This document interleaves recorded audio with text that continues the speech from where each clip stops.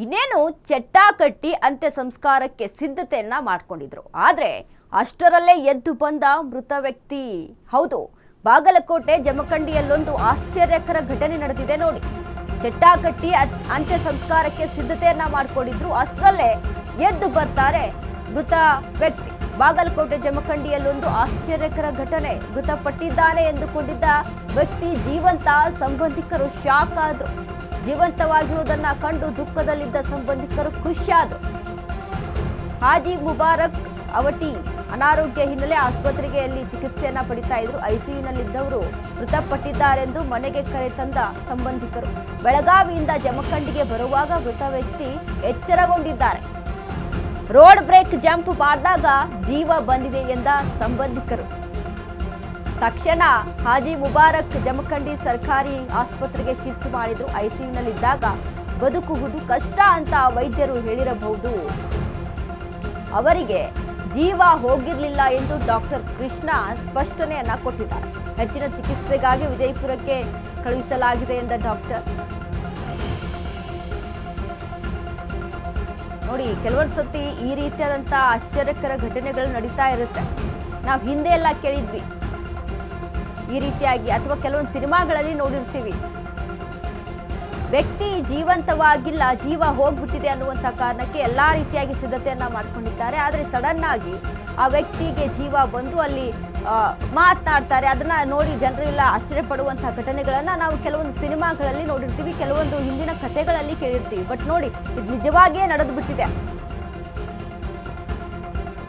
ಆಸ್ಪತ್ರೆಯಿಂದ ಐಸಿಯುನಲ್ಲಿದ್ದಂಥ ವ್ಯಕ್ತಿಯನ್ನ ಆಸ್ಪತ್ರೆಯಿಂದ ಸತ್ತು ಹೋಗಿದ್ದಾರೆ ಅಂತ ಆಸ್ಪತ್ರೆಯಿಂದ ಕರೆದುಕೊಂಡು ಹೋಗ್ತಾ ಇರ್ತಾರೆ ಆಂಬ್ಯುಲೆನ್ಸ್ನಲ್ಲಿ. ಬಟ್ ಗಾಡಿಯಲ್ಲಿ ಹೋಗ್ತಾ ಇದ್ದಂಥ ಸಂದರ್ಭದಲ್ಲಿ ರೋಡ್ ಬ್ರೇಕ್ ಬಂತು ಅನ್ನುವಂಥ ಸಂದರ್ಭದಲ್ಲಿ ಗಾಡಿ ಜಂಪ್ ಆದಾಗ ವ್ಯಕ್ತಿಗೆ ಜೀವ ಇದೆ ಅನ್ನುವಂಥದ್ದು ಜನರಿಗೆ, ಅಲ್ಲಿರುವಂಥ ಜನರಿಗೆ ಗೊತ್ತಾಗಿದೆ, ಸಂಬಂಧಿಕರಿಗೆ ಗೊತ್ತಾಗಿದೆ.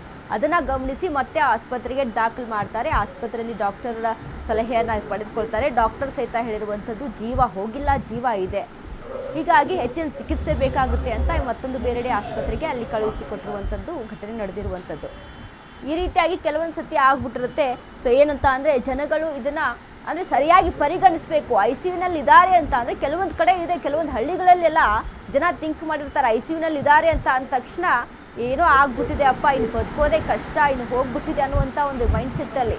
ಬಟ್ ನೋಡಿ, ಈ ರೀತಿಯಾಗಿ ಕೂಡ ಆಗ್ತಾ ಇರುತ್ತೆ. ಸರಿಯಾಗಿ ಗಮನಿಸ್ಕೊಳ್ಳಿ. ಸರಿಯಾದ ಆಸ್ಪತ್ರೆಗೆ ಅಲ್ಲಿ ಹೋಗುವಂಥದ್ದು ಕೂಡ ತುಂಬ ಮುಖ್ಯವಾಗುತ್ತೆ.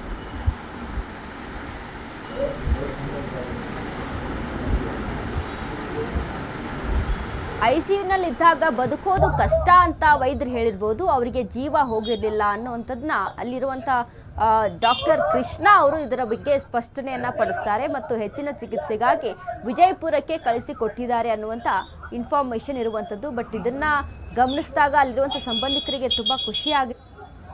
ನಿನ್ನೆ ದಿವಸ ಸಾಯಂಕಾಲ 7:30 ಗಂಟೆಗೆ ಮುಬಾರಕ್ ಅಬ್ಬುಸಾಬ್ ಅವಟಿ ಅಂತ ಹೇಳಿ 65 ವರ್ಷದ ಒಬ್ಬ ವೃದ್ಧನನ್ನು ಕರ್ಕೊಂಡ್ಬಂದಿದ್ರು. ಸೊ ಇವ್ರು ಬಂದಾಗ ಉಸಿರಾಟ ಹಾಗೂ ಪಲ್ಸ್ ರೇಟು, ಆಕ್ಸಿಜನ್ನು ಎಲ್ಲ ಇತ್ತು.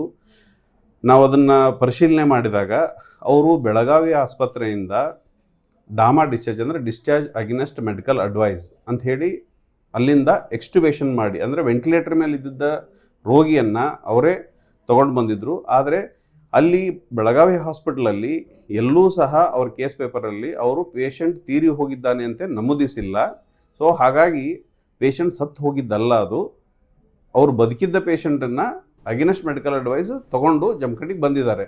ಇಲ್ಲಿ ಬಂದಾಗ ರೋಗಿಯ ಪರಿಸ್ಥಿತಿ ನೋಡಿದಾಗ ಚಿಂತಾಜನಕವಾಗಿತ್ತು, ಆದರೆ ಬದುಕುವ ಸ್ಥಿತಿಯಲ್ಲಿತ್ತು. ಯಾಕಂದರೆ ಅವರಿಗೆ ಹಾರ್ಟ್ ಅಟ್ಯಾಕ್ ಆಗಿ ಓನ್ಲಿ 20% ಪಂಪಿಂಗ್ ಇರೋದ್ರಿಂದ ನಾನು ಪ್ರಯತ್ನಪಟ್ಟು ಮುಂದೆ BLD ಆಸ್ಪತ್ರೆಗೆ ಕಳಿಸಿರುತ್ತೇನೆ.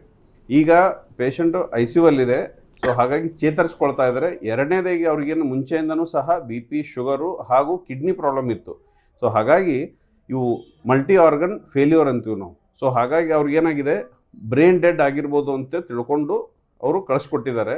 ಆದರೆ ಈಗ ರೋಗಿಯು ಚೇತರಿಸ್ಕೊಳ್ತಾ ಇದ್ದಾನೆ. ಸೊ ಏನು ವದಂತಿ ಅಂದರೆ, ಒಂದು ರೋಗಿ ತೀರ್ಕೊಂಡದ್ದು ಎದ್ದು ಜೀವ ಬಂದಿದೆ ಅಂತ ಹೇಳಿ ಆ ಥರ ಏನು ಆಗೋದಿಲ್ಲ.